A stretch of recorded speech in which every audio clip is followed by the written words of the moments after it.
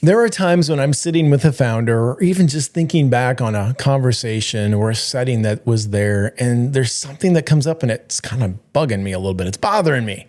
And it's not because there's a crisis at play, but because the environment, the culture, it feels heavier than maybe it should.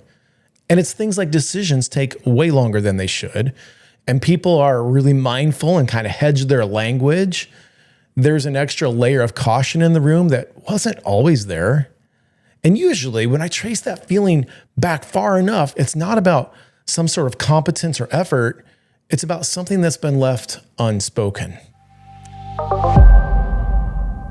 Well, hi, I'm James, and you're listening to the Leadership in 5 podcast. Now, most founders don't miss micromanagement when it shows up because they feel it. They see it. They just don't always know what to do with it. Now, the person involved who's micromanaging is probably very capable. They're often respected, and they're usually carrying quite a lot.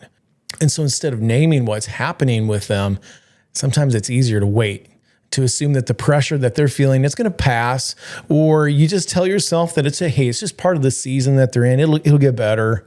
Now, listen, I've done that myself. I've watched something linger longer than I should have, not because I agreed with it, but because addressing it felt like it might create more tension than it would relieve.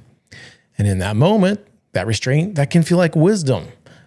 Here's the part, though, that I've learned to really pay attention to, and I want to share it with you today. When something is felt and it's not named, it doesn't disappear. It settles in. It becomes part of how people operate. And that micromanaging leader tightens their grip a little more because no one said otherwise.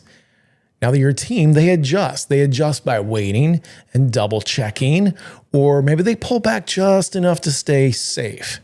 So over time, what started as a situational response has quietly turned into the way things are done here. And here's the part that matters, whether you like it or not. If micromanagement is showing up on your team, in your business, you actually may have created it. And you may still be reinforcing it in some small and well-intentioned ways. It's possible, though, that you may simply be tolerating it because addressing it feels harder than living with it. But make no mistake, if it's been allowed to linger, it's now part of the culture that you're responsible for fixing. Not tomorrow, not eventually, and not by hoping it resolves itself. Because micromanagement doesn't stay contained, it spreads. It teaches people to hesitate, to defer, to protect themselves instead of thinking more clearly. And the longer it goes unaddressed, the more normal and standardized it becomes.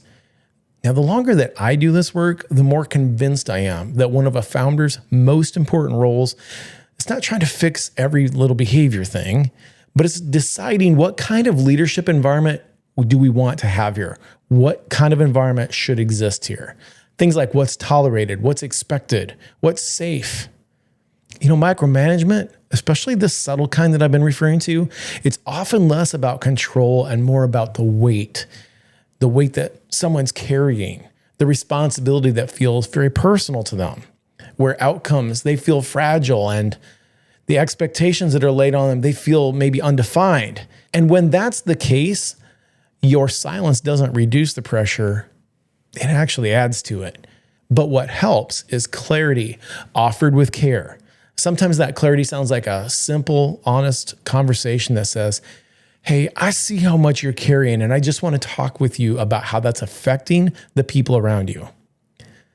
That kind of clarity doesn't strip dignity. It restores it.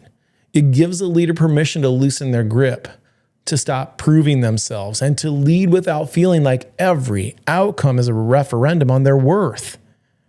Now, this is the part that I want you to sit with. If micromanagement is happening on your team, it's not going to fix itself. And pretending that it's harmless or isn't that big of a deal won't make it so.